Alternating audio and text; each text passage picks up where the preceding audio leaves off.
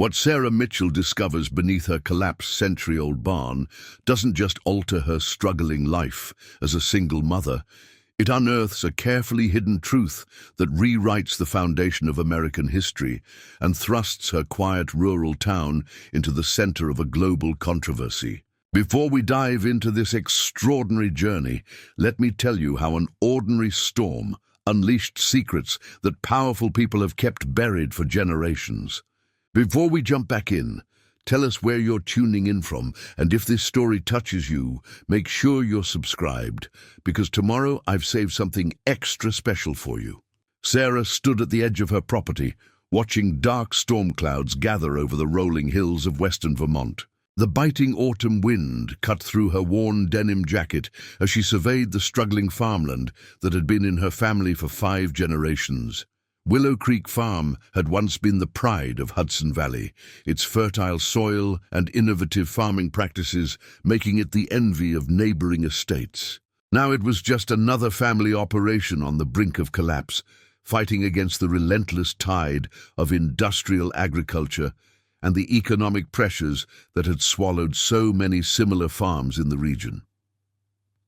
The centerpiece of Willow Creek was its magnificent hexagonal barn, built by Sarah's great-great-grandfather, Thomas Mitchell, in 1875. The unusual 6-sided structure stood as a testament to New England ingenuity and craftsmanship, its weathered red cypress siding and distinctive cupola visible for miles across the countryside. Local historical societies had often approached Sarah about preserving the structure, citing its architectural significance, but preservation required money she simply didn't have as a single mother, raising 2 teenagers on a teacher's salary while trying to maintain the family farm. "She won't make it through another winter," Sarah muttered to herself, eyeing the pronounced lean that had developed in the barn's eastern wall over the past year. Each Vermont winter had taken its toll on the aging structure, and Sarah had exhausted her resources, patching what she could. The last 3 contractors she'd consulted had all delivered the same verdict. The foundation was compromised, the supporting beams were rotting, and a full restoration would cost upwards of $250,000. Might as well be $2.5 million given her current financial situation. Sarah's grandmother had once told her that the Mitchell family had a legacy of resilience that stretched back to the earliest days of American independence. The hexagonal barn had been just one of many innovative approaches the Mitchells had brought to agriculture over the centuries. In the 1960s, Sarah's grandfather had pioneered sustainable crop rotation techniques that had kept the farm thriving while neighbors struggled with depleted soil. Her mother had developed specialized fruit varieties uniquely suited to the region's microclimate, earning recognition from agricultural universities across the Northeast. But Sarah feared she would be the Mitchell who lost it all. The past decade had brought challenge after challenge, falling crop prices, rising equipment costs, and increased competition from corporate farming operations with seemingly limitless resources. 3 consecutive years of unpredictable weather patterns, likely the result of climate change, had devastated her usual crop yields. The bank had already denied her last 2 loan applications, and the mortgage payments on the remaining 85 acres were 2 months overdue. Her daughter Lily, studying environmental science at University of Vermont, still spoke optimistically about returning home after graduation to help modernize the farm's operations. She had ambitious plans for organic certification, farm-to-table, partnerships with Burlington restaurants, and developing agri-tourism opportunities. Sarah couldn't bear to dampen her enthusiasm, but she also couldn't imagine passing on a failing operation burdened with insurmountable debt. Her son Michael, a high school junior with a gift for mechanics, deserved better than inheriting a financial black hole. The wind picked up, bringing with it the first spattering of raindrops. The Weather Service had warned about this system for days, an unusual autumn supercell that could bring hurricane-force winds to parts of Vermont. Sarah had spent the morning securing what she could around the property, but the barn remained her biggest concern. She'd moved the most essential equipment into the modern steel outbuilding she'd constructed 3 years ago, with an insurance payout after a minor fire. But the historic barn still contained generations of family history, antique farming implements, her grandfather's woodworking tools, and countless artifacts that told the story of Willow Creek Farm. "Mom, should we move the tractor?" called a voice from behind her. Sarah turned to see Michael jogging toward her from the farmhouse. At 16, Michael had his father's strong features and the Mitchell family's characteristic lean build. Unlike Sarah's ex-husband, who had walked out when the children were small, preferring urban life and a younger girlfriend to the challenges of rural living, Michael had embraced their agricultural heritage despite its hardships. His mechanical aptitude had saved them thousands in repair costs over the years, and his quiet determination reminded Sarah of her own mother, who had run the farm single-handedly after Sarah's father died. "Just checking things one last time," Sarah replied, gesturing toward the barn. "I'm worried about that east wall." Michael followed her gaze, frowning. "I added some temporary supports last week, but with these winds—" He trailed off, the implication clear. "Nothing more we can do now," Sarah sighed. "Let's get inside before this really hits." Mother and son made their way back to the farmhouse, a sturdy 2-story structure built in 1910 after a fire had claimed the original Mitchell homestead. Lily was already in the kitchen, home for the weekend from college, preparing for potential power outages. The counter was lined with filled water containers, battery-powered lanterns, and a weather radio, essential tools for rural storm management. "Everything squared away?" Lily asked, handing each of them a mug of hot coffee. Her long brown hair was pulled back in a practical ponytail, her mother's determination evident in the set of her jaw. "As much as it can be," Sarah replied, not meeting her daughter's eyes. They both knew what was at stake. The historic barn wasn't just a building, it was the physical embodiment of Mitchell family heritage. Its loss would be yet another step toward the farm's extinction. As Sarah gazed out the kitchen window at the deteriorating weather, she couldn't possibly know that by morning the collapse of that beloved barn would expose a secret that had been hidden beneath their land for over a century. A secret that would not only save their farm, but challenge everything Americans thought they knew about their own history. A secret that powerful people would soon be desperate to rebury by any means necessary. The storm hit with a fury that exceeded even the meteorologists' dire predictions. By midnight, the wind howled around the farmhouse with such force that the windows rattled in their frames, despite the preventative tape Sarah had applied. Rain lashed against the siding in horizontal sheets, finding its way through the smallest cracks and crevices. The family gathered in the living room, away from windows, listening to emergency updates on the weather radio as the power flickered and eventually failed. "Tornado warning for eastern Washington County," announced the crackling voice of the Weather Service reporter. "Seek immediate shelter in basement or interior room." The Mitchells exchanged grim looks. Their farmhouse had a sturdy cellar, but it was prone to flooding during heavy rains. Still, it was their safest option. "I'll grab the emergency kit," Michael said, rising from the couch. Just then, a sound cut through the storm's roar, a deep, resonating crack, followed by a thunderous crash that seemed to shake the very foundation of the farmhouse. "The barn," Sarah whispered, her face ashen in the lantern light. No one slept that night. They huddled in the basement until the tornado warning expired, then moved back upstairs, listening to the storm gradually subside in the early hours of the morning. As the first grey light of dawn crept through the windows, Sarah stood at the kitchen window, steeling herself for the devastation she knew awaited outside. Preparing and narrating this story took us a lot of time, so if you are enjoying it, subscribe to our channel. It means a lot to us. Now back to the story. The scene that greeted the Mitchell family as they stepped onto the front porch confirmed their worst fears. The landscape had been transformed overnight.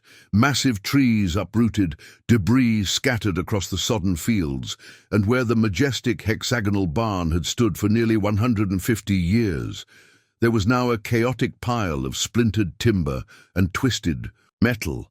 All those years, Lily murmured, slipping her hand into Sarah's. All that history. Sarah stood frozen, unable to find words. The loss felt physical, like a blow to her chest. 5 generations of Mitchells had maintained that barn, each adding their own improvements while preserving its historical integrity.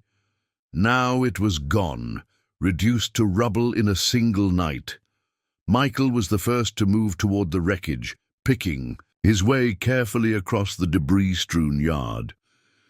"We should salvage what we can," he called back.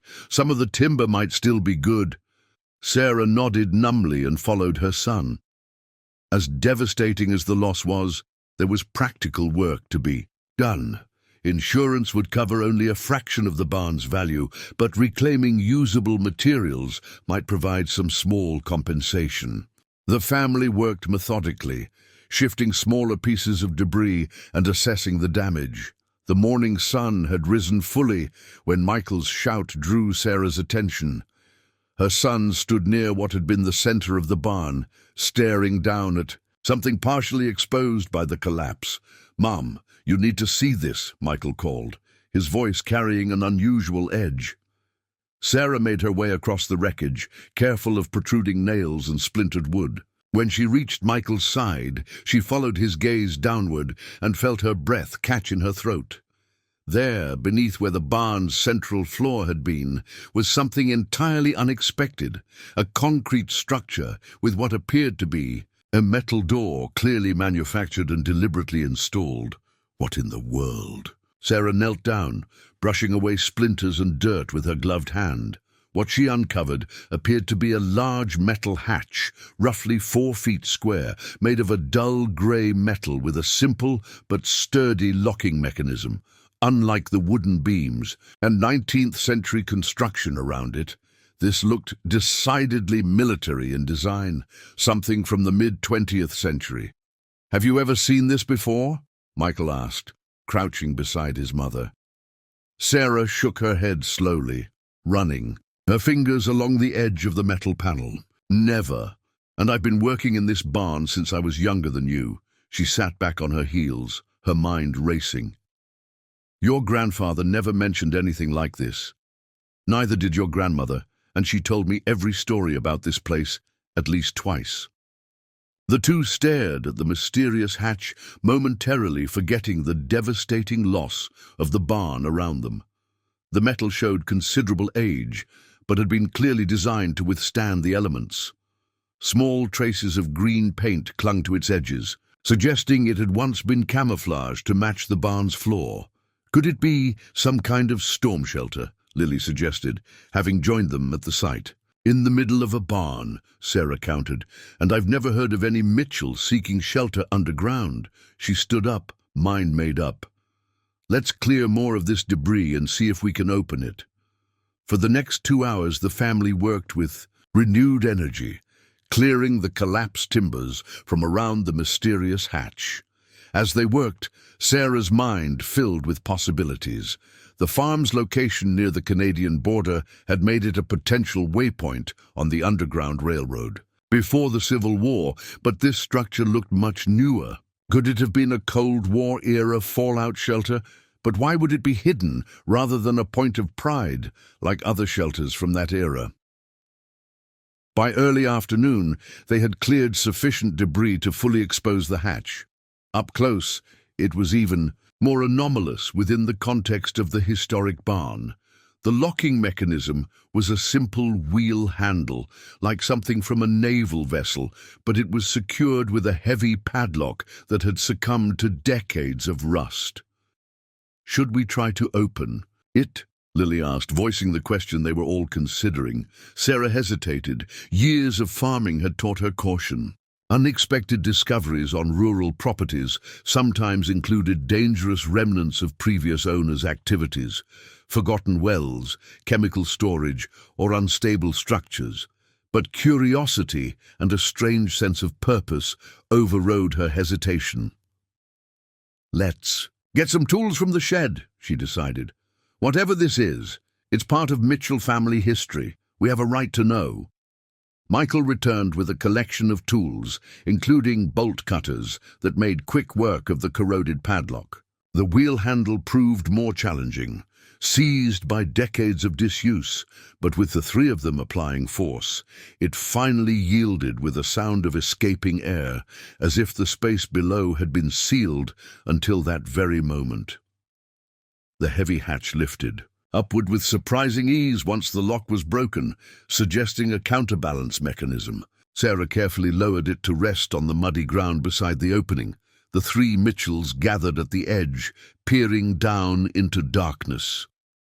Michael directed the beam of a powerful flashlight into the opening, revealing a set of concrete stairs, leading down into what appeared to be a substantial underground room. The air that wafted up from the opening carried a strange, stale scent. Not the mustiness they would expect from a long-sealed underground space, but something drier, more, preserved like old paper and leather. "It's some kind of bunker," Lily whispered, her environmental scientist's pragmatism momentarily overtaken by wonder. The beam of Michael's flashlight couldn't illuminate the entire space below, but it revealed shelves lining at least one wall, filled with what appeared to be boxes and files. "I'm going down," Sarah announced, already moving to retrieve a more powerful light from her truck. "Hold on," Lily cautioned, laying a hand on her arm. "We don't know how stable it is or what's down there. Maybe we should call someone first." "Who would we call?" Sarah asked. "It's on our property, under our barn. Whatever's down there belongs to the Mitchell family." Michael, who had been studying the opening intently, spoke up. "If we're doing this, we need proper equipment. Let me get some rope, the battery-powered work lights, and we should all wear masks until we know the air is safe."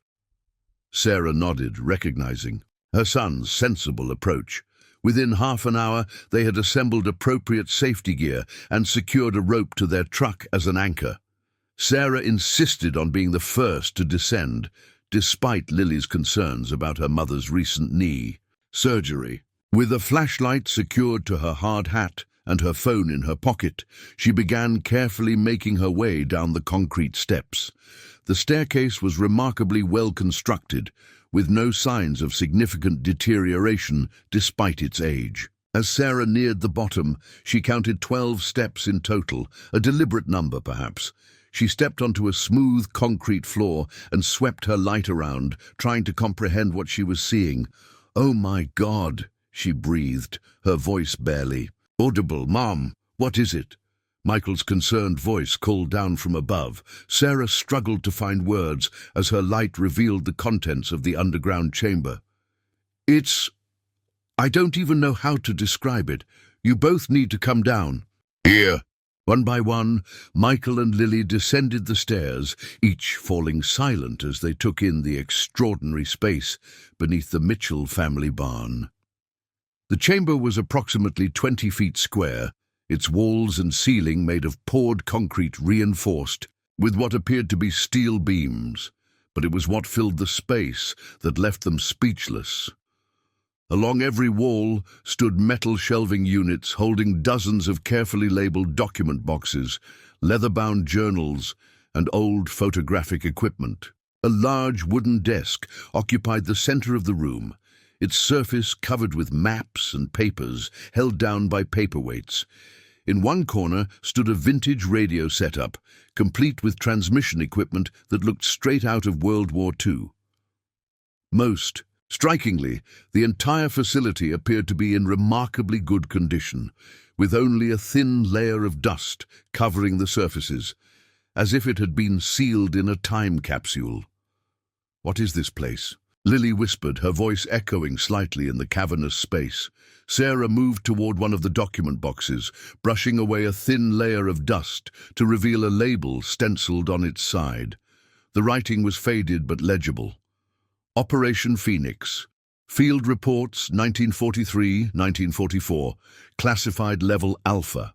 "I think," she said slowly, "we've just found out that the Mitchell family has been hiding something for generations." Hours passed as the family explored the underground facility, their initial shock giving way to methodical documentation. Using their phones, they photographed the room from every angle, capturing images of equipment, labels, document folders, and the numerous boxes that lined the walls. None of them suggested opening any containers yet, an unspoken agreement to proceed cautiously with their unprecedented discovery. One section of the facility particularly drew their attention, a map table containing detailed charts of the Eastern, United States and Canada, with numerous locations marked in red ink, connected by lines that formed an intricate network. Many of the marked locations corresponded to small towns and rural areas along the Canadian border. Sarah carefully examined one of the maps, noting the date in the corner, July 1943. "This is from World War II, she said, looking up at her children. "But why would something like this be hidden under our farm? We're not anywhere near a military base." Lily, who had been examining a filing cabinet containing folders of what appeared to be official reports, joined her mother at the map table. "These documents have military classification markings," she said. "Some are stamped with eyes only and command authorization required. Mum, I think we've stumbled onto something significant here."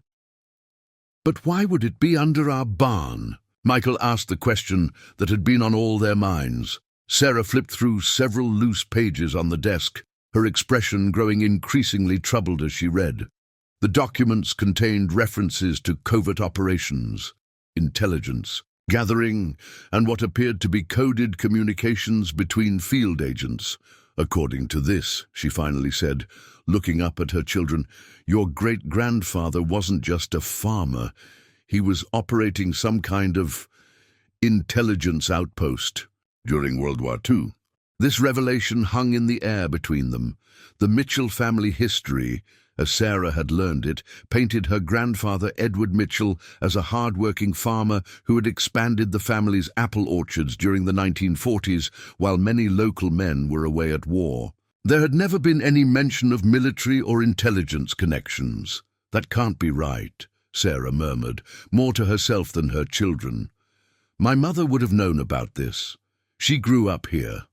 Michael had moved to a corner of the bunker where a series of filing cabinets stood.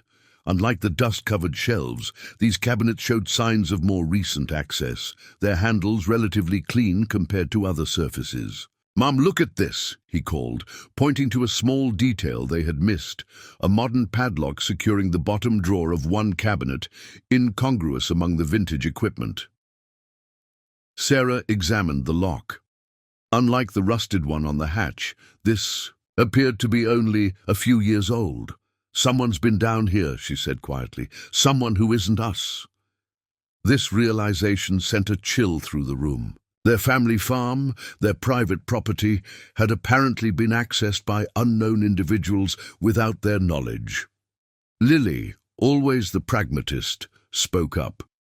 "We need to think carefully about what we do next.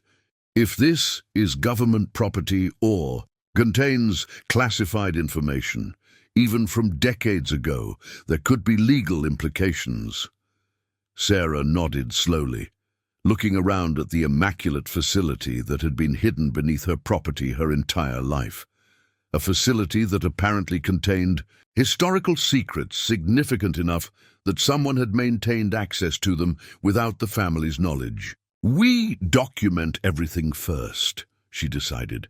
"Then we try to understand what this place was before we decide who else needs to know about it. Whatever this is, it's as much Mitchell family history as it is anything else." As evening approached, the family reluctantly prepared to return to the surface, each lost in thoughts about the implications of their discovery. Just as they were gathering their documentation, Michael called out from a section of shelving they hadn't fully explored. "Mom, Lily, you need to see this." They joined Michael before what appeared to be a hidden compartment in the wall that he had managed to open. Inside, unlike the military equipment and official documentation that filled the rest of the facility, were items of a more personal nature. Photographs of Mitchell family members alongside men in military and scientific attire, letters bearing both official government seals and personal messages, and most surprisingly, detailed designs for the hexagonal barn itself, revealing hidden features specifically engineered to conceal the underground facility. "They weren't just housing this for the government," Michael said quietly. "Our family was part of whatever happened here." Sarah picked up a photograph showing her grandfather as a young man, standing proudly alongside a group of distinguished-looking men, one of whom wore the insignia of a high-ranking military officer. On the back, in fading ink, was written, "Operation Phoenix Team Phase 2 Deployment September 1943. History depends on what we accomplish here." "What did they do here?" Lily whispered, more to herself than the others. As Sarah carefully returned the photograph to the compartment, her hand brushed against what appeared to be a small journal wedged behind the other documents. Unlike the official records, this book was bound in worn leather and filled with personal handwriting she recognized as similar to her grandmother's elegant script. The first page bore a simple inscription: "For whoever finds this when the time comes." With trembling hands, Sarah opened to the first entry and began to read aloud. "If you are reading this, then the barn has fallen or been dismantled, revealing what our family has protected for generations. You are now the custodian of a truth that was deemed too dangerous, or perhaps too revolutionary, for the world of our time. The choice of what to do with this truth now falls to you. Before you decide, you must understand what really happened at Willow Creek Farm, and why the Mitchells were chosen for this burden and privilege." Sarah closed the journal, meeting the eyes of her children. "I think we need to read this before we do anything else." The others nodded in agreement, and with one last look at the remarkable facility that had remained hidden for over 7 decades, the family gathered their documentation and climbed back to the surface, carrying with them the mysterious journal that promised to explain their family's secret legacy. As night fell over the storm-ravaged farm, the Mitchells gathered around their kitchen table, the leather journal placed carefully in the center like a relic. The discovery had temporarily pushed aside their grief over the barn's destruction and concerns about the farm's financial future. Something much larger now demanded their attention, a mystery that promised to redefine their understanding of not just their family history, but potentially much more. "Should I read it?" Sarah asked, her hand hovering over the journal. Lily and Michael exchanged glances before nodding. Whatever revelations awaited within those pages, they would face them together, as the Mitchells had apparently been doing secretly for generations. Sarah opened the journal and began to read, her voice steady despite the extraordinary circumstances. The words of her long-dead grandmother reached across time, telling a story that none of them could have imagined. "Operation Phoenix began as a wartime necessity," Sarah read aloud, her family hanging on every word. "In 1942, as Hitler's scientists raced to develop weapons that could turn the tide of the war, American intelligence discovered something that threatened to rewrite the very history we thought we knew." The journal described how Edward Mitchell, Sarah's grandfather, a history professor who had returned to the family farm when his father fell ill, had been recruited for a classified operation that brought together historical scholars, intelligence, operatives, and military personnel. Most surprising was the revelation that the hexagonal barn, long celebrated as a testament to New England architectural ingenuity, had been specifically redesigned in the early 1940s to house this secret facility. The six-sided design wasn't just for efficient farm use, Sarah continued reading. The geometry created optimal security sightlines, while the agricultural operation provided perfect cover for the significant activity and occasional unusual visitors that needed explanation. Michael and Lily exchanged glances as Sarah turned. Another page, revealing detailed notes that went well beyond what they'd expect from a rural Vermont farm family. "What they discovered beneath our farm," Sarah read, her voice growing tense, "began as an effort to locate and secure historical documents recovered from a German intelligence unit. But what those documents contained challenged everything we've been taught about early American history and the founding of our nation." The journal detailed how in 1943, Edward Mitchell and his team had been tasked with authenticating and analyzing a collection of documents, journals, and artifacts seized during a raid on a German facility in occupied France. These materials had originally been taken from American historical archives by German agents seeking leverage, information that could potentially destabilize American unity during the war. The Germans believed these materials contained evidence that could fragment American identity at its core, Sarah read, by revealing that significant aspects of our founding narrative had been deliberately constructed, a carefully crafted mythology rather than historical fact.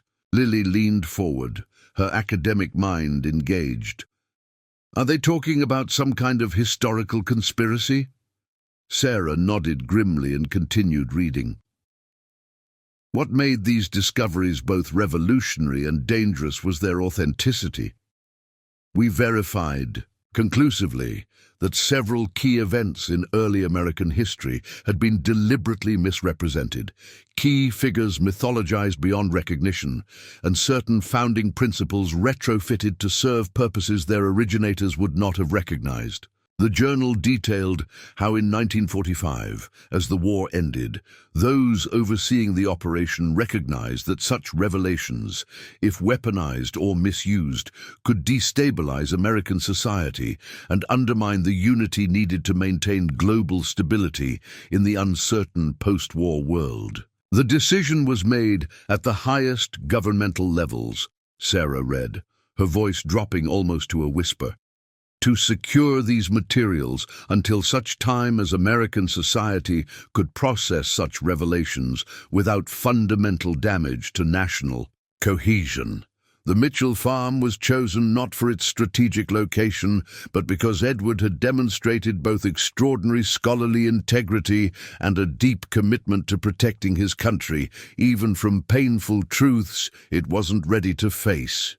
Sarah looked up, her expression troubled. "Our family wasn't just providing cover," she said, reaching the most revealing passage.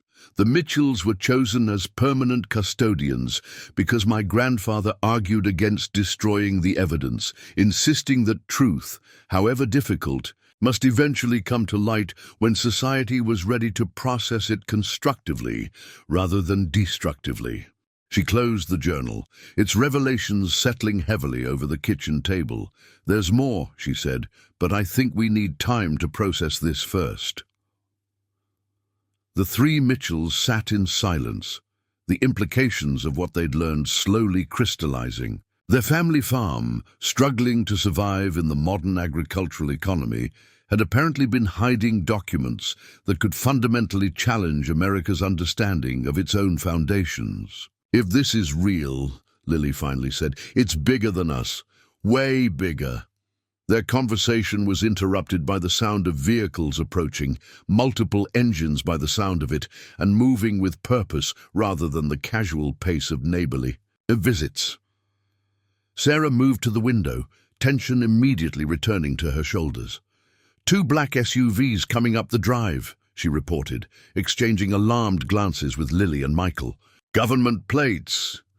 "How could they possibly know already?" Lily asked, quickly gathering the journal and their notes. Michael's face paled. The photos I took on my phone, they automatically upload to my cloud account. If there's any kind of monitoring system for this type of classified material. Sarah moved decisively, years of crisis management as a single parent kicking in. Lily, take the journal and go upstairs. Michael, delete anything you can quickly, then join me outside. Let's not give them any reason to force their way in. By the time Sarah stepped onto the front porch, the vehicles had parked in a semicircle. At the end of the driveway, 4 individuals emerged, 3 men and 1 woman, all wearing dark suits despite the rural setting and muddy conditions. They moved with the coordinated precision that instantly identified them as government agents of some kind, though they wore no visible identification. A tall man with steel-grey hair separated from the group, approaching the porch while the others maintained positions near their vehicles. He appeared to be in his 60s, with sharp features and alert eyes that assessed the farmhouse, the storm damage, and Sarah herself with clinical efficiency. "Ms. Sarah Mitchell?" he asked, his voice carrying a faint Boston accent. "Yes," she confirmed, maintaining her position on the porch. "This is private property. May I ask who you are and what brings you here?" The man reached into his jacket and produced an identification card with a minimalist design, just a silver emblem, his photograph, and the words, "Department of Historical Security." "My name is Director Thomas Harrington," he stated, watching Sarah's reaction carefully. "I believe you've recently made a discovery on your property that falls under our jurisdiction." Sarah felt a chill despite the warm afternoon. The timing was too perfect to be coincidence. "I'm not sure what you're referring to," she replied cautiously. "We've had significant storm damage, as you can see." Director Harrington's expression remained neutral, but his posture shifted slightly, becoming less formal. "Ms. Mitchell, I understand your caution. I would react similarly in your position. However, I'm not here to confiscate or threaten. The department has been monitoring the Willow Creek site since its establishment in 1943. We have protocols for precisely this scenario." "What scenario is that?" Michael asked, joining his mother on the porch, his voice steadier than Sarah had. "Expected. The revelation of Operation Phoenix to the current generation following structural failure of the primary concealment architecture," he replied with such specificity that Sarah felt her denial crumble. "Or in less technical terms, when the barn finally collapsed and you found what was hidden beneath it." Sarah exchanged glances with her son, making a split-second decision. Perhaps we should continue this conversation inside. The kitchen of the Mitchell farmhouse had hosted countless family discussions, holiday gatherings, and late-night homework sessions over the decades, but never a meeting quite like this one. Director Harrington sat alone at the table, having requested his colleagues remain outside to secure the perimeter, a phrase that did little to ease the family's tension. "I'll be direct," Director Harrington began, declining offers of coffee or water. "The Department of Historical Security is a specialized agency established in 1949 to safeguard certain historical materials deemed too sensitive for public knowledge. Operation Phoenix was among our founding missions." "My grandmother's journal mentioned Operation Phoenix," Sarah acknowledged, seeing little point in further denial. "But she referenced a decision made in 1945. Your department wasn't formed until 4 years later." A flicker of emotion crossed the man's face, so brief it was nearly imperceptible. "The operation predated the formal department. Your grandfather, Edward Mitchell, was instrumental in arguing for preservation rather than destruction of the materials. His ethical stance ultimately led to our organization's formation and mission." "Are we supposed to believe that monitoring our farm is some kind of ongoing government operation?" Lily asked skeptically. "Not just your farm, Dr. Mitchell," he said, surprising them with his knowledge of Lily's academic credentials. "There are 7 similar sites across the country, each housing different components of materials too sensitive for centralized storage. The decentralized approach was your grandfather's recommendation, inspired, as I understand it, by Vermont's town-based governance model. How did you know we'd found the facility? Michael asked, the question that had been foremost in their minds. Multiple triggers, Director Harrington explained. Seismic monitors detected the barn's collapse. Satellite imagery confirmed it. And when digital photographs of classified materials began uploading from this location, our automated systems alerted us immediately. He looked pointedly at Michael, who shifted uncomfortably. So what happens now? Sarah asked, cutting to the heart of the matter. Is this the part where you confiscate everything and swear us to secrecy? Director Harrington studied her for a moment before responding. That would be the standard procedure for most classified discoveries, yes. But Operation Phoenix has always operated under special protocols. The Mitchell family's role was never merely as unwitting hosts, contrary to what you might have concluded from partial information. He reached into his briefcase and removed a sealed envelope, yellowed with age, and placed it on the table. This was prepared by your grandfather, Edward Mitchell, in conjunction with the original Oversight Committee, to be delivered to the current Mitchell custodian upon discovery of the facility. Sarah stared at the envelope bearing her name, written in unfamiliar handwriting. Why wasn't I told about any of this before the barn collapsed? The succession plan failed, Director Harrington admitted, showing the first sign of discomfort. Your mother, Eleanor Mitchell, was briefed shortly before her unexpected death. She hadn't yet had the opportunity to inform you. By the time we realized the knowledge transfer hadn't occurred, you were struggling to maintain the farm as a single parent, and intervention might have prompted you to sell the property, the very outcome the arrangement was designed to prevent. The explanation made a painful kind of sense. Sarah's mother had died suddenly from an aneurysm when Sarah was in her 20s, just after her divorce. Those had been desperate, overwhelming years, and any approach from mysterious government officials would indeed have seemed like the final straw. With slightly trembling hands, Sarah opened the envelope addressed to her across decades. Inside was a single page of formal text, beneath which appeared two signatures, Edward Mitchell and someone named General William Donovan, along with official government seals and witnessed attestations. The Custodial Rights Declaration, Director Harrington explained as Sarah read. It's essentially a contractual acknowledgement that while the historical materials within the facility are government property, the Mitchell family maintains certain rights as hereditary custodians. Sarah looked up from the document, her expression a mixture of confusion and growing indignation. This says the Mitchells are entitled to applicable benefits derived from Phoenix materials upon appropriate declassification and scholarly implementation. What does that mean exactly? It means, Director Harrington said carefully, that your family negotiated remarkably favorable terms. When historical materials preserved through Operation Phoenix are eventually released for public or scholarly use, the Mitchell family receives both credit for their role and financial considerations equivalent to what we would now call intellectual property rights. Lily leaned forward, her academic mind quickly grasping implications. Are you saying that some of these materials have already been released?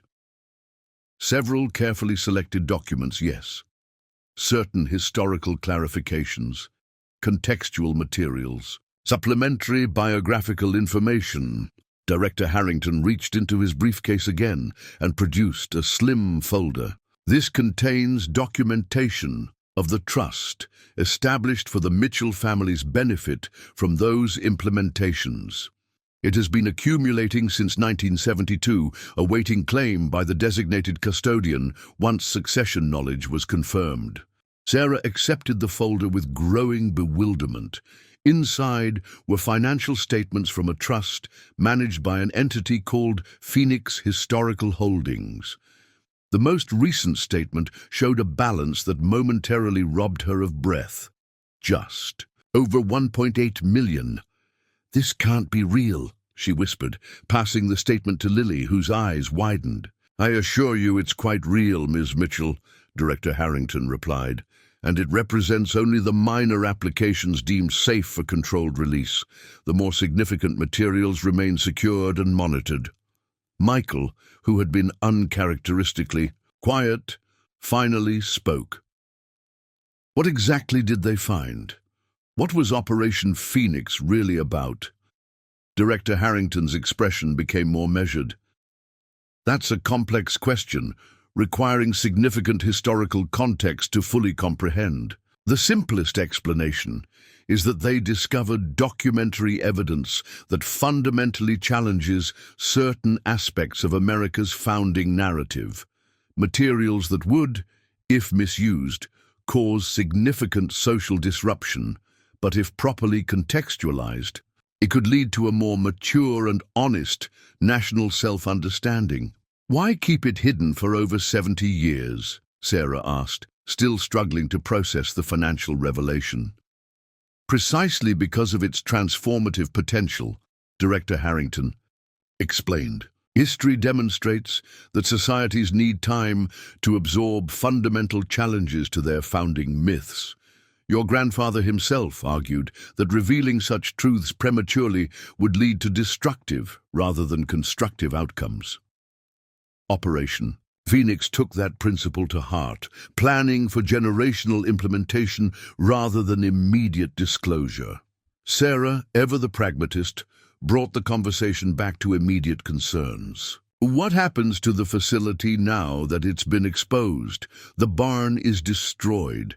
That's partially why I'm here, Director Harrington acknowledged. We need to secure the materials and establish appropriate containment until more permanent arrangements can be made. However, he added, seeing Sarah's expression harden, those arrangements should properly be made in consultation with the Mitchell family as recognized custodians. Sarah set down the financial documents, her teacher's practicality reasserting itself, despite the extraordinary circumstances. Let me make sure I understand correctly. My family has been secretly hosting historically revolutionary documents for 7 decades. We have legal rights to both the custodial role and financial benefits from their scholarly use. And now that I've discovered them, you want my cooperation in securing them again. That's an accurate summary, Director Harrington confirmed. And if I decided to go public with all of this instead? The temperature in the room seemed to drop several degrees as Director Harrington's expression shifted subtly. While the Custodial Rights Declaration provides your family with significant privileges, it also entails responsibilities, including confidentiality requirements that carry substantial legal penalties if violated, he said carefully. More importantly, premature exposure of certain Phoenix materials could have far-reaching negative consequences that I believe neither you nor your family would wish to precipitate. The implied threat was clear, yet somehow Sarah sensed it came more from genuine concern than governmental heavy-handedness. She glanced at her children, seeing in their expressions the same tumult of emotions she felt: suspicion, fascination, and the weight of unexpected responsibility. We'll need time to discuss this privately, she finally said. Director Harrington nodded, rising from the table. Of course, my team will establish a temporary security perimeter around the facility entrance. We've prepared appropriate cover. Explanations regarding historical preservation assessment following storm damage. I'll return tomorrow morning for your decision regarding next steps. He placed a business card on the table. Should you need to reach me before then? As he moved toward the door, he paused, his formal demeanor softening slightly. Ms. Mitchell, I've studied Operation Phoenix and your family's role for over 30 years. I observed your struggles to maintain this farm as a single mother, As I studied your grandfather's ethical stands during a time when most of his colleagues advocated destruction rather than preservation. The Mitchell commitment to this land, and to historical truth however complicated, deserves recognition beyond what's officially recorded. With those unexpected words, he departed, leaving the Mitchell family alone with revelations that had transformed their understanding of not just their history, but potentially their future as well. As the black SUVs moved down the driveway, various government personnel now deploying equipment around the exposed bunker entrance, Sarah turned to her children, the weight of generations seeming to press down upon her shoulders. "What do we do now?" she asked quietly. Michael looked uncharacteristically solemn. "I think we need to understand exactly what's in those documents before we decide anything." Lily nodded in agreement, her academic nature asserting itself. "And we need to verify independently everything he's told us. If that trust fund actually exists, then the farm's financial problems would be solved instantly. But at what cost?" Sarah finished her thought, the implications still difficult to grasp. What are we really agreeing to become custodians of? Outside the window, the first hints of sunset painted the storm-damaged landscape in golden hues. Where the historic hexagonal barn had stood for nearly 150 years, government agents now erected temporary structures around the entrance to a facility that apparently contained historical documents still considered revolutionary 3 generations. After their discovery, Sarah Mitchell, 7th-generation farmer, single mother, a newly revealed custodian of secrets she was only beginning to comprehend, watched as the day's final light illuminated her family's land that had been safeguarding far more than agricultural tradition since before her birth. "We should read more of Grandmother's journal," she said finally, turning back to her children. "There might be guidance there that we missed on first. Reading, something to help us understand what our family really committed to all those years ago." As night fell over Willow Creek Farm, 3 generations of Mitchell family determination converged in Sarah's thoughts. Her grandfather making a momentous decision to become custodian of world-changing historical truths. Her mother maintaining that commitment, even as her early death prevented her from passing on the knowledge, and now herself standing at a crossroads that would determine whether that legacy continued. With renewed purpose, she rejoined her children at the kitchen table, ready to delve deeper into the extraordinary responsibility that had quite literally been beneath their feet all along. Dawn broke over Willow Creek Farm, with the peculiar clarity that often follows devastating storms. Sarah stood on her front porch, coffee mug warming her hands against the early autumn chill, watching government personnel efficiently establishing a perimeter around the exposed facility entrance. They had worked through the night, erecting temporary structures that resembled historical preservation units, a believable cover story for curious neighbors in a region where old farms often contained archaeological sites of interest. The events of the previous day felt dreamlike. In the morning light, the discovery of an underground archive, revelations about her family's secret role, and the staggering financial implications of the trust fund Director Harrington had disclosed. Yet the activity around her collapsed barn provided undeniable proof that her world had fundamentally changed. "They're bringing in more equipment," Michael observed, joining his mother on the porch with his own steaming mug. Despite the chaos, they maintained the farm's daily rhythms.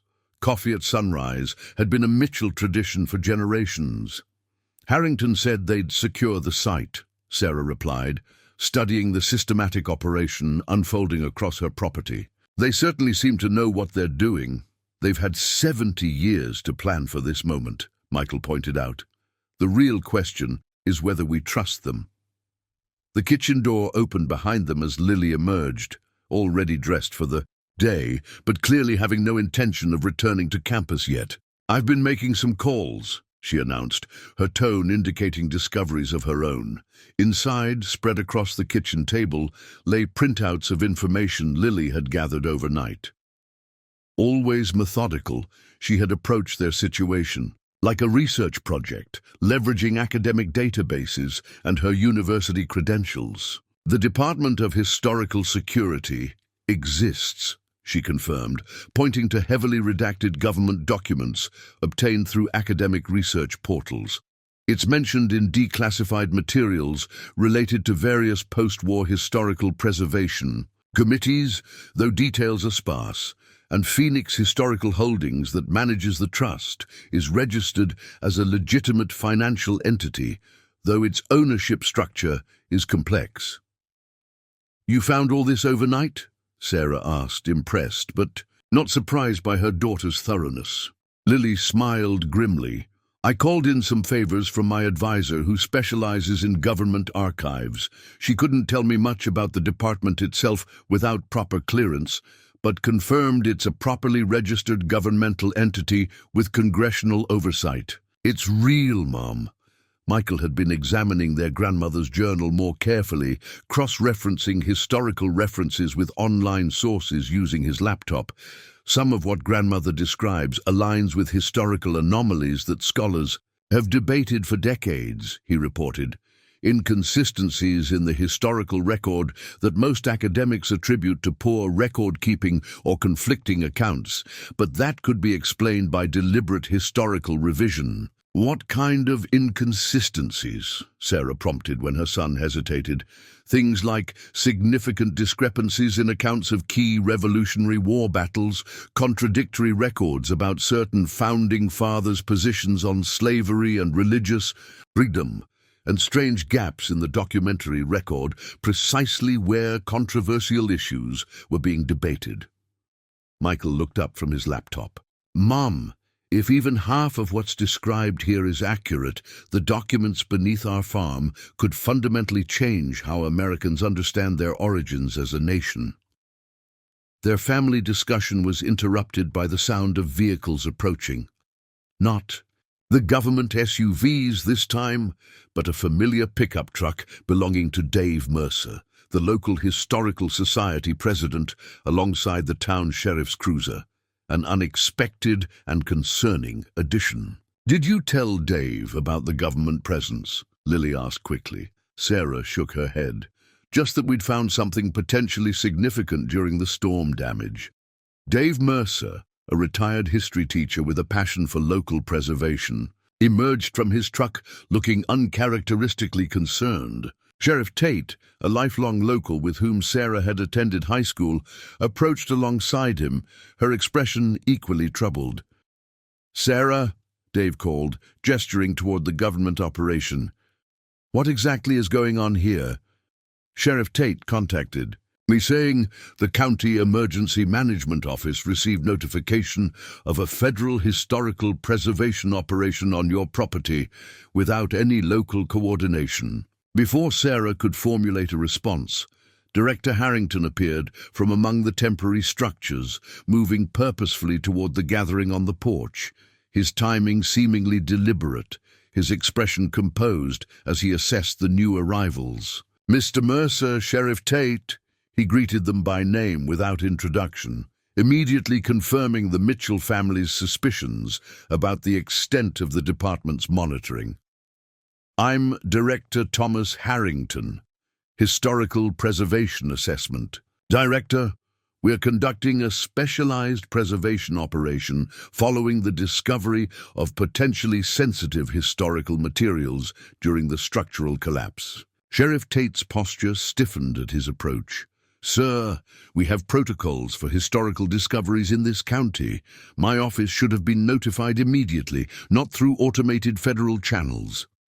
"You're absolutely right, Sheriff," Director Harrington conceded with diplomatic smoothness. "The urgency of the situation led to procedural oversights in our communication chain. I'd be happy to brief you fully on our preliminary findings and preservation measures." Dave Mercer, ever the curious historian, observed the exchange with narrowed eyes. "And what agency did you say you represent, Director Harrington?" "Department of Historical Security, Preservation Division," he replied without hesitation, producing credentials that appeared both official and deliberately vague. The negotiation that followed on the Mitchells' front porch demonstrated Director Harrington's remarkable skill at bureaucratic management.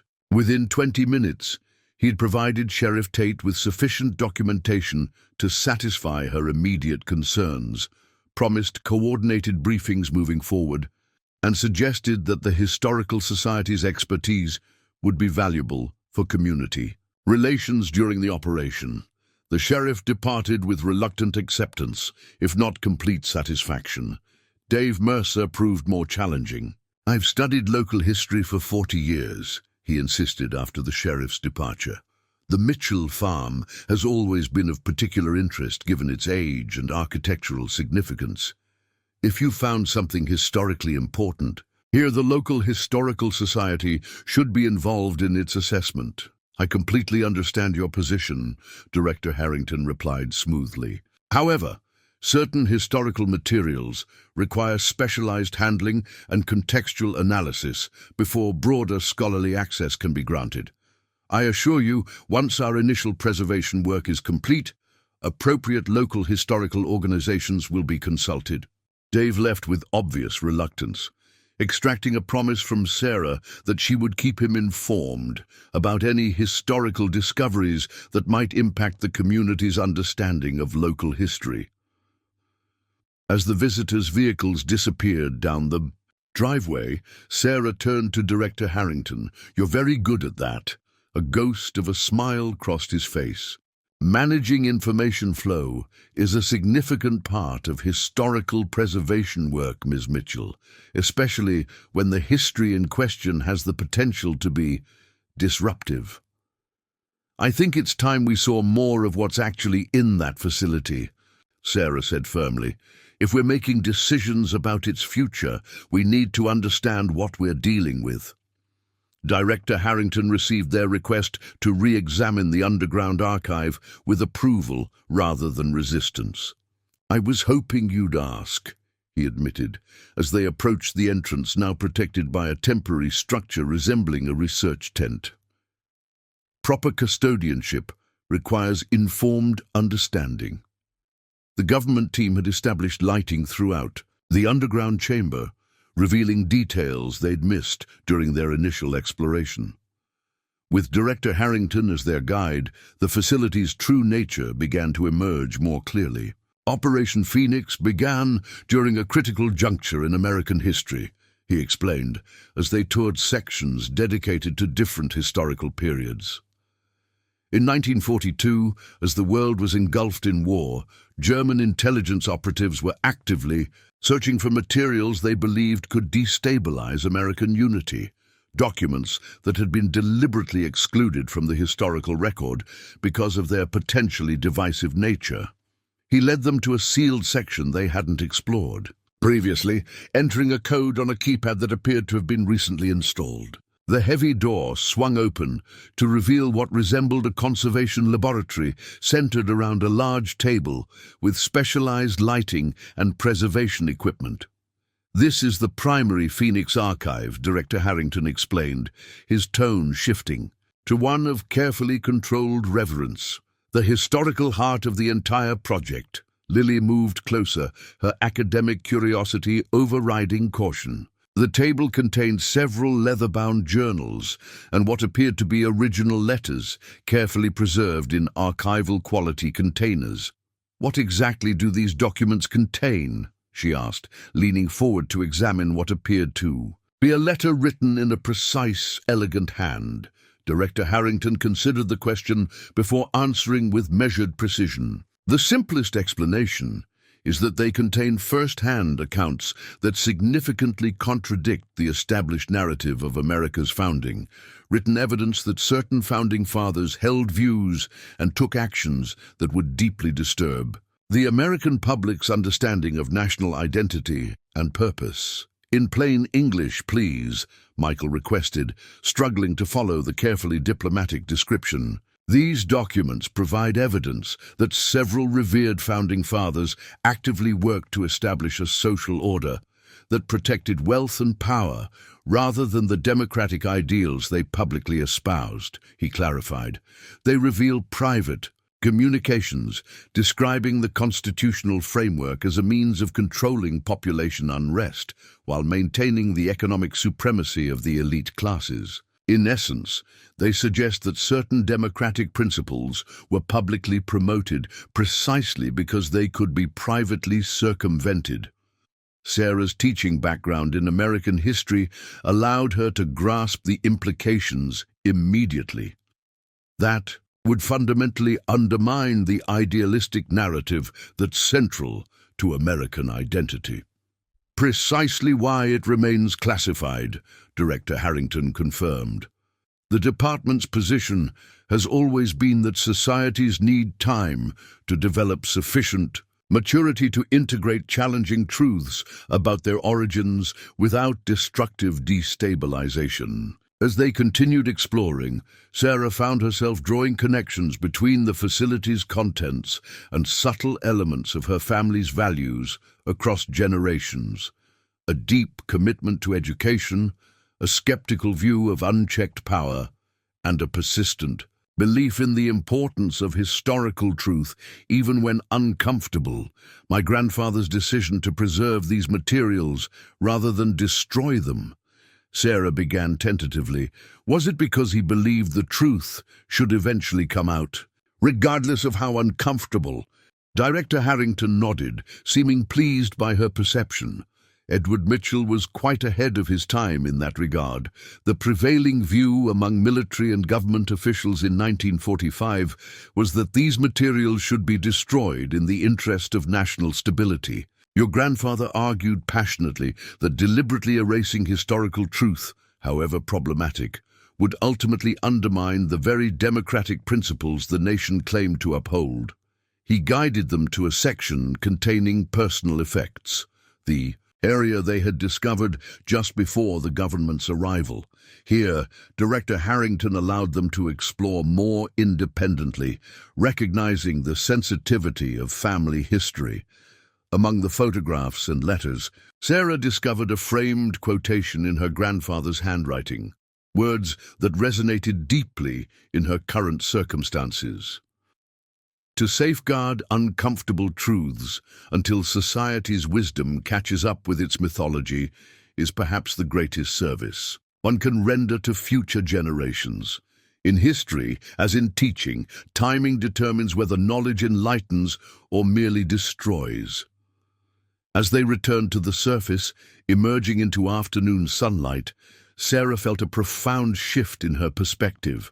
What had initially seemed an intrusion of government secrecy into her family legacy now appeared as an integral part of that very heritage, a responsibility the Mitchells had consciously accepted generations ago.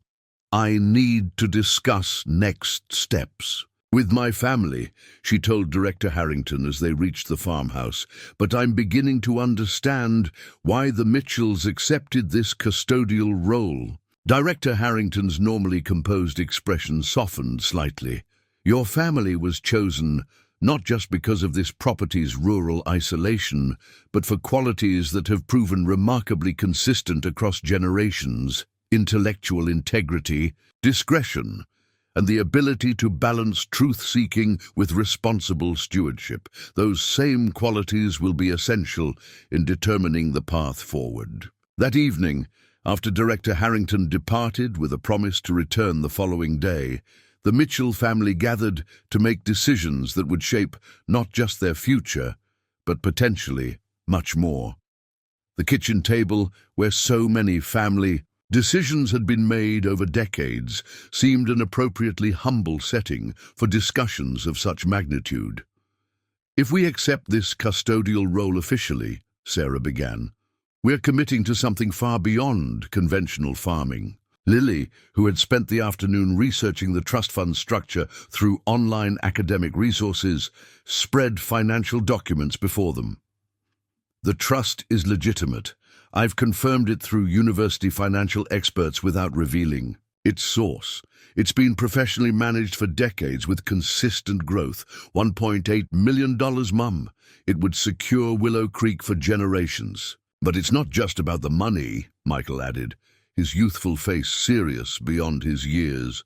We'd be responsible for historical truth that could change how Americans understand their own country. That's a moral responsibility as much as a practical one. Sarah nodded, feeling the weight of the decision. I keep thinking about that quote from Grandfather, about safeguarding truths until society is ready for them. There's wisdom there that goes beyond historical preservation. So, what do we do? Lily asked, the practical question that had become their refrain. Sarah considered everything they'd learned, the facility's contents, the family's historical involvement, the carefully structured arrangements that had preserved both governmental oversight and Mitchell family autonomy across decades. I think, she said slowly, we honor our family's commitment. We become the official custodians as the previous generations intended. But we do it with our eyes open, with legal protections in place, and with a clear understanding that our responsibility is both to preserve these truths and help determine when the world is ready for aspects of them. Lily reached across the table to take her mother's hand. You're talking about more than just maintaining a secret, Mom. You're suggesting we actively engage with these decisions. That's exactly what I'm suggesting, she confirmed. The Mitchells weren't passive guardians. According to everything we've learned, my grandfather was a partner in this process, applying his historical expertise to determine how and when certain truths could constructively enter public understanding. If we accept this role, we should embrace it fully, as he did. Michael, who had been unusually contemplative, finally spoke up. I've been thinking about my future. I was planning to attend engineering school next year, but this... He gestured toward the window beyond which the secured facility entrance was visible. This changes everything. This is a legacy worth being part of. The simple statement from her son, who had always seemed destined to leave the struggling farm behind, struck Sarah deeply. Beyond financial security or historical significance, perhaps the most valuable aspect of their discovery was this renewed sense of purpose and connection to their land. The following morning, Sarah called Director Harrington to arrange a formal meeting. She requested that Michael Coleman, her family's longtime attorney, attend as their legal representative, and asked that whatever department officials held decision-making authority should be present as well. I can arrange that, Director Harrington confirmed, his tone suggesting approval of her approach. There are aspects of the custodial arrangement that would benefit from updating for contemporary circumstances. The meeting, scheduled for that afternoon, would bring together governmental authority and Mitchell family determination in a negotiation that would establish the framework for Willow Creek Farm's future. Whatever happens in that meeting, she told her children as they prepared, we negotiate as equal partners, not as civilians being managed by government authorities. That's the precedent our family established from the beginning, and we'll maintain it. When Director Harrington returned, he brought with him 2 additional representatives. A distinguished older woman introduced simply as the secretary, whose authority was evident despite her understated presence, and a younger man identified as Dr. James Winters, the historical assessment lead for the department's Phoenix oversight. Michael Coleman arrived simultaneously, bringing with him notarized documentation on the trust's legitimacy and legal frameworks that would protect the Mitchell family's interests moving forward. His normally affable expression had been replaced by professional determination, the seasoned attorney prepared to advocate forcefully for his clients. They gathered in the dining room rather than the kitchen, a subtle elevation of the setting's formality that seemed appropriate for the occasion. Sarah, dressed in what her children teasingly called her parent-teacher conference outfit, opened the discussion with directness characteristic of generations of Mitchell women. "My family has considered the situation carefully," she began, meeting the secretary's measured gaze. "We're prepared to formally accept the custodial role established by our predecessors, with certain conditions appropriate to current circumstances." Rather than resistance, her assertiveness was met with what appeared to be approval from the governmental representatives. 5 months after the storm that changed everything, Willow Creek Farm was transformed in ways both visible and profound. Where the historic hexagonal barn had stood for nearly 150 years, a new structure now rose against the Vermont sky, identical in outward appearance to honor the original architecture, but incorporating technological innovations hidden seamlessly. Within its traditional design, Sarah Mitchell stood watching the final external touches being applied to the barn's distinctive cupola, marveling at how thoroughly the construction team had recreated her family's historic landmark while concealing its extraordinary new purpose. To casual observers and neighbors, it appeared to be nothing more than a faithful rebuilding of a beloved local structure. Only those with clearance knew that beneath its traditional wooden siding and handcrafted beams lay one of the most sophisticated historical preservation facilities in the country.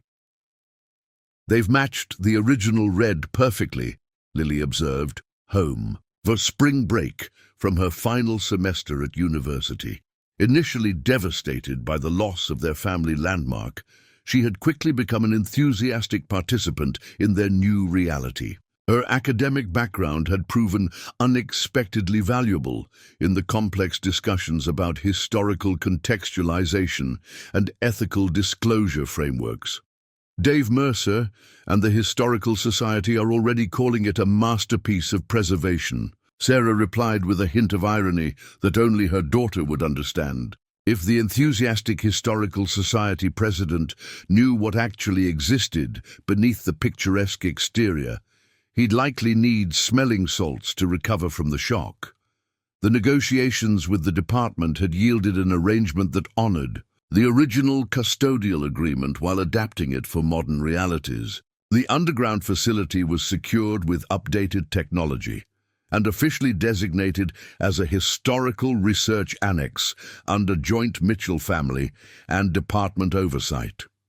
The trust fund was formally transferred to Mitchell family control, with tax considerations that protected both their financial interests and appropriate governmental oversight.